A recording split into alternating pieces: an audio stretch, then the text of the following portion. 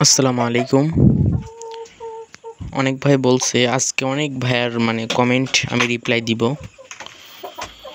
অবশ্য comment reply video যে কমেন্টগুলো সেগুলো দেখাতে পারছি না, কিন্তু অধিকাংশ যে কমেন্টগুলো আসছে একটু বসি।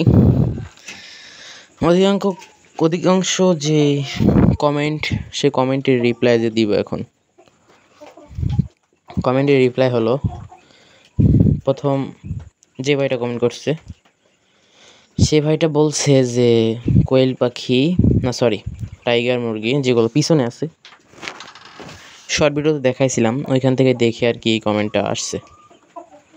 লেখছে যে টাইগার মুরগিকে আপনি নিজে ফোটাইছেন নাকি মেশিন দিয়ে ফোটাইছেন, টাইগার মুরগি আপনি কিনছেন না মেশিন দিয়ে ফোটাইছেন? তা ওটা কিনছিলাম, ওইটা আর কি ফোটাই নাই। ওই সময় আমার মেশিন ছিল না, ওর পরে আমার মেশিন কিনা। মেশিন আমি যাবো তো 4 মাস বা 3 মাস ধরে মেশিনটা কিনছি, আর মুরগি কিনা হয়েছে প্রায় 5 মাস 6 মাস হতে গেল। এটাই।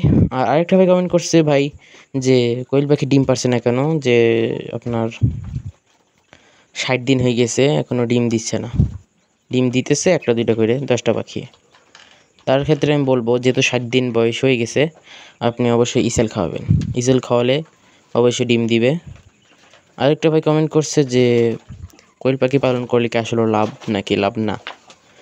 এটা খুব ভালো একটি কমেন্ট করছে, কারণ আপনি যদি শুরুতে যদি লাভ না দেখেন, যদি আপনার সেই সময় আপনি একটা আতঙ্কের ভিতরে পড়বেন যে আমি কোয়েল পাখি পালন করতেছি, লাভ হইতেছে না, এখন কি করবো, এই কোয়েল পাখি বেচতে গেলেও আমার দেখা যাইতেছে অনেক সমস্যা।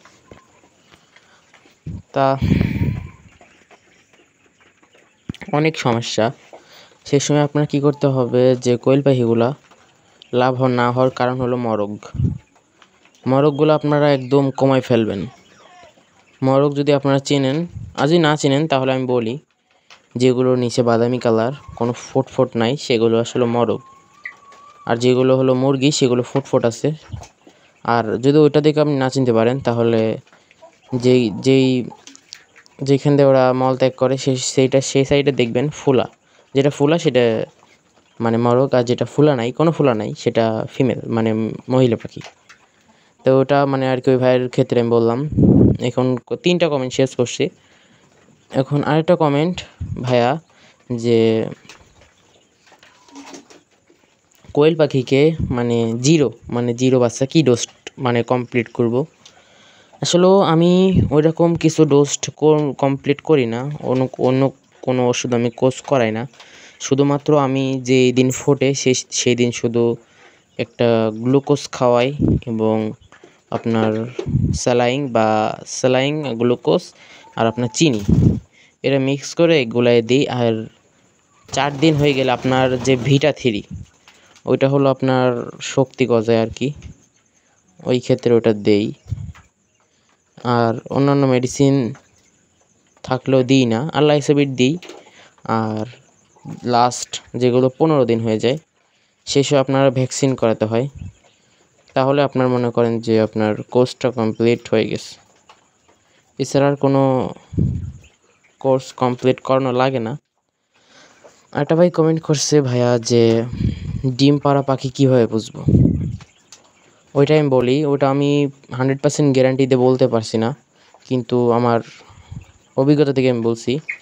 দেখবেন হালকা ওই জায়গাটা হালকা একটু নীল নীল ভাব, ওইভাবে বোঝা যায় না, আমিও হালকা পাতলা আর কি আইডিয়া থেকে বলছি। ওই রকম হলে কি আপনারা বুঝতে পারবেন।